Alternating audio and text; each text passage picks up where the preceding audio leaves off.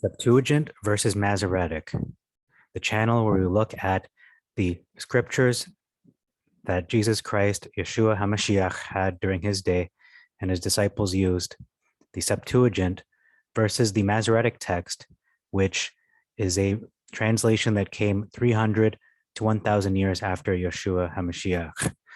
So without further ado, we're looking today at Deuteronomy chapter 12. There are 32 verses in this chapter. And throughout this journey, since Genesis chapter 1, we've seen many shocking differences. So let's see what's in store here. In verse 2, we see the thick tree versus every green tree. This is a specific type of tree, which is a thick type of tree versus just every kind of tree that is green. Verse 3, destroy their altars versus overthrow. A significant difference in this verse as well. It says here, cut down their groves versus to burn with fire these groves. Another significant difference is to burn with fire the graven images versus to hew down. So when you burn an image, there usually is nothing left except ashes. When you burn these artificial man-made images or idols, but the natural is not being burned. So the groves, the environment, so that's a contrast to notice there, that they are burning, or I should say in the Masoretic, they're burning the groves down, but they're hewing down the graven images. However, in the Septuagint, they're cutting down these groves, which are part of the environment, but they're burning down what is man-made. That's an insight I had there. Verse 5, in one of your cities versus out of all of your tribes. It has the word name his name there, versus to put his name there. This is an express command to make a pilgrimage to go to Jerusalem and bring your offering. So it says, put in the place, or I should say, but in the place which Yah your Elohim shall choose in one of your cities to name his name there and to be called upon, you shall even seek him out and go there. I have to say this is speculation, not an express command. So I'm going to put here speculation because it isn't clear cut that he is talking about Jerusalem. Is this an express command? Okay. Verse 6, a big difference here is talking about first fruits versus tithes. So those who are pro-tithe, not that I'm anti-tithe, but those who are very much pushing the point that tithes are only money, they're going to push this verse. But it's not talking about money here, or tithes more specifically. It's talking about first fruits that are to be given. We have an omission as well of offerings of thanksgiving. Those are not mentioned in the Masoretic. In verse 10, it says here, you shall go over Jordan, versus but when you go over. So the difference here is that it is a command that must be done. They shall go over Jordan versus it might be done. It's not exactly necessary. It's not mandated. We have an omission of the word shall 4 times in the Masoretic in this verse 10. The word takes as an inheritance versus gives. Verse 11, for his name to be called there. Versus cause his name to dwell there. So people will call on his name. That's one possible understanding of this. Versus it does not need to be people. It's just his name is there. You don't need people are not part of the equation here. An omission in verse 11 is every choice gift. Right there has been omitted. Verse 12, at your gates versus within your gates. Verse 13, a continuous difference where we have an omission of the word whole regards as it relates to whole burnt offerings. Verse 15 is a perplexing verse to me. It says here, there's an omission of in every city. The unclean, so I'm going to read this verse. Let's read it in the Masoretic first. Notwithstanding, you may kill and eat flesh in all your gates, whatsoever your soul lusts after, according to the blessing of Yah, your Elohim, which he has given you. The unclean and the clean you may eat thereof, as of the roebuck and as of the hart. So this seems to imply, or people could misinterpret this to mean eat whatever you want, including snakes, horses, anything that's unclean. But in the Septuagint, it reads this way: but you shall kill according to all your desire, and shall eat flesh according to the blessing of Yah your Elohim, which he has given you in every city. The unclean that is within you, and the clean shall eat it on equal terms as the doe or the stag. So when I read this verse over and over, just let it ruminate. It seems to be that it's not talking about meat, it's talking about people who are deemed ritually unclean. So I believe that is the case here. For example, those who are lepers and women who are going through their nida or their period are considered ritually unclean. So those would be who it's referring to here when it says the unclean that is within you and the clean shall eat it, talking about the flesh. And I think when it's talking about the flesh here, it's referring to specific types of meat, the doe or the stag. So these are clean meats, specifically deer. And this is perhaps the kind of flesh that is not normally eaten on normal occasions. So this is high quality gourmet kind of meat. It is more of a luxury item, not just for the simple fact that it's meat, but it's on another level, on a higher tier of when we're talking about different kinds of meat. You have quail, you have lamb, and so on. But venison is more is worth more and probably tastes better, possibly. Okay, so that's all for that verse. Actually, I'm going to add here. So there's an omission of unequal terms. They shall eat it on equal terms, again, referring to the citizens and not the animals themselves. The doe or stag could imply that these are the wild animals that are acceptable for them to go and kill.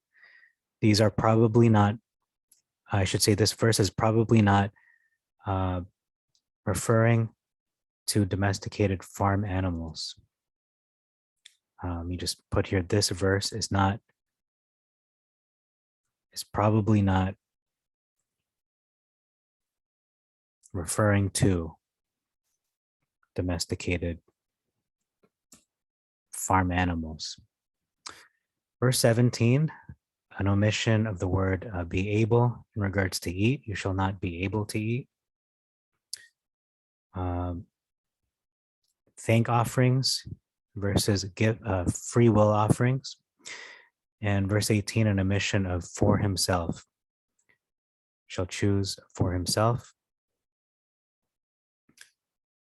And a big difference here is the word stranger being used versus Levite. So it says the stranger that is within your gates. So you're including all these people to eat with you. It doesn't say stranger here. It says the Levite, not the stranger. So in the Septuagint, it's more inclusive of the strangers, of the immigrants, of the aliens, versus the Masoretic, which is saying you're including the Levites, but this is obvious. You're going to include the Levites because the Levites have already been given a portion, as it was mentioned in verse 12. So let's just look at verse 12 really quick. It does say there, and the Levite that is within your gates, that is at your gates. It says that in both versions. So why would it repeat that again? Whereas in verse 12, is it mentioning the stranger? I'm not sure if it is. No, we don't see that. It just talks about your servants and your children, your offspring, and the Levite, but not the stranger in verse 18. So that's interesting that it mentions a stranger as well. So you're welcoming those who are newcomers. Again, more inclusive. Verse 20, we have a big difference here. It says, and if Yah, your Elohim, shall enlarge your border. So it's not a given that there is a possibility it may or may not be done for you, depending on certain conditions being met. In the Masoretic, it is saying when Yah does this. So in the Septuagint, it's possible this might happen, depending on certain conditions. In the Masoretic, it may happen, but it is more certain than using the word if. And then it says here, said to you, as he said to you, versus as he has promised you. The word if your soul should desire to eat, versus because your soul longs to eat. So another if here in that verse. Verse 22, an omission of the word in you. The unclean in you, so in your community, the people living within your city, that is omitted. Verse 25, if versus when. And verse 25, okay, I'm in the wrong verse. Here it is. If you shall do that which is pleasing, if you shall not eat it, versus when you shall do right in the sight of Yah. You shall not eat it. Okay, it's talking about blood. That's what it's talking about when it says you shall not eat it. Good and pleasing versus right. So doing that which is acceptable, pleasing, what is acceptable, versus just what is right in the sight of Yah. So we can do things that are good, but still they can be unacceptable. So that's an important point. Verse 26, if you have any, versus you have, which you have. There's an omission of name named upon it. This might imply it is not only called upon that place, the name, but his literal name is in the name of the place, i.e. Israel, possibly his other name, being El or Elohim. So that is a possibility. It's not black or white. It is open to different interpretations. Verse 27, a huge difference here in this chapter. The blood shall not be offered on the altar proper, but at the foot of the altar. It is a specific basin, I believe, for collecting blood or pouring blood. And so we see that here, the foot of the altar, and the Masoretic it just says the altar. So it is a specific basin, again, for collecting blood and or pouring blood. And there's an addition and a huge difference, and it says here, and the blood. And the blood of your sacrifices shall be poured out upon the altar. But here it's saying, but the blood. But the blood versus and the blood. So this is an express command to make a distinction, not to offer blood on the altar proper. The Masoretic makes it seem like blood is everywhere, so just to offer it on the altar. I'm going to take a look at that at the end. An omission, it's a huge difference. And again, the foot of the altar. The foot of the altar. Verse 28, an omission of you shall do as a result of being aware or bewaring. It says beware and listen. So that was omitted. And we have the word if versus when. If you shall do that which is pleasing versus when you do. And it uses the wording pleasing and good versus good and right. Big difference in 29. And if Yah shall utterly destroy the nation. So notice that's an important point, that they may or may not be destroyed depending on whether they are obedient or they do their part of the bargain. If they're faithful to the covenant, if they do what is right. But here it says when Elohim, your Elohim shall cut off the nation. So it is somewhat shaky. It's not as sure. But here in the Septuagint, it depends on certain conditions being met. Verse 30, you seek not to follow them, versus be you not snared. Be not snared. How do these nations act towards their Elohim versus how did these nations serve their Elohim? An omission in 31 says they have sacrificed to their Elohim the abominations, versus for every abomination have they done. So this is speaking of sacrifices only in this verse. In the Septuagint. Verse 32, again, the irony of this verse is really almost comical. It's saying here in the Septuagint, every word that I command you this day, it shall you observe to do. You shall not add to it or diminish from it. And which in essence is to omit. And we see so many omissions in the Masoretic. Again, this text, this translation came after, centuries after the Septuagint, which the Septuagint is dated around at least 200 to as early as 300 years before Yehoshua HaMashiach came into the world as a man, the son of Mary and Joseph, born in Bethlehem, of the lineage of King David, whereas the Masoretic text came at least 300 years after his death and resurrection, and was not completely finalized until 1,000 years after. And it's in the form we know it in today. So that's all for this video. I'm going to just open up the image of the foot of the altar, potential concept art of that. Some concept art depicting what the altar may have looked like. I can find my mouse here. There it is.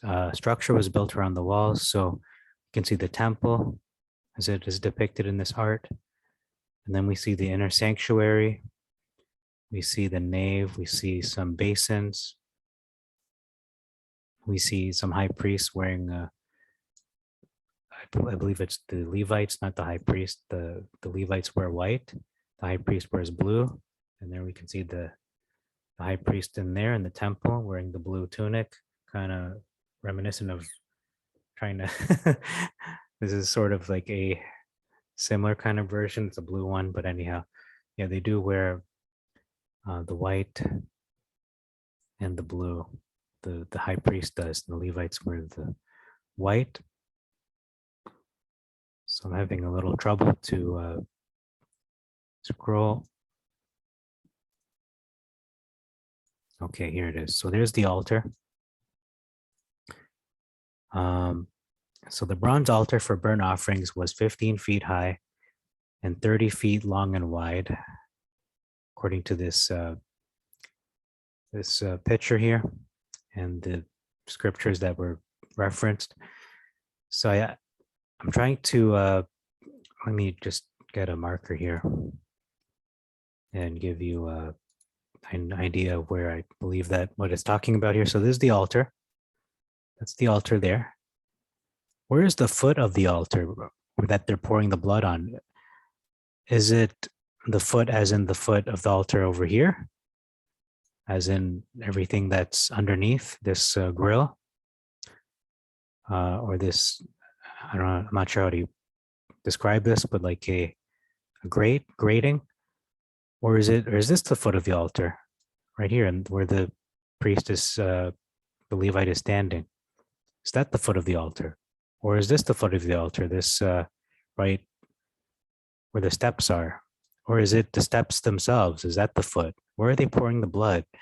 And won't this be messy if they do that? They're just pouring blood all over the place. I would submit to you it's not the stairs, because then the blood's going to just be all over the place. It's going to be walking on the blood, and then the blood will leave a trail of blood. So probably not there.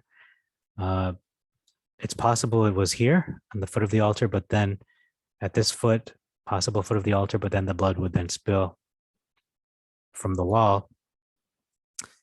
Could be here. Possibly the blood could be contained here. Although it does maybe make a little more sense to be down the grating here. Maybe there's a foot of the altar, meaning the lower level underneath the grating, which is technically a foot below. Maybe it's even deeper, but it's going down to the foot of the altar, which is essentially the base of the altar over here. If this goes any deeper, then it's literally going to the foot. How will that blood be cleaned out? Maybe it just decomposes, as dead things tend to do. So logistically, it makes more sense to pour it down the grate. So that would be the foot of the altar. I'm not sure if they could contain the blood on any of these levels, over here, or even on the stairs. I just don't see that as viable. It's going to be spilling all over the place. It's going to be a big mess. So I do believe it's going to be the grating. They're going to pour it there at the foot of the altar. Technically, the foot of the altar will just be everything underneath this area here. So that's all I have for you for this video. Thank you very much for your time. May God bless you and make your way prosperous. Until next time, been watching Septuagint versus Masoretic, Maranatha, and do tune in for Deuteronomy chapter 13, our next video.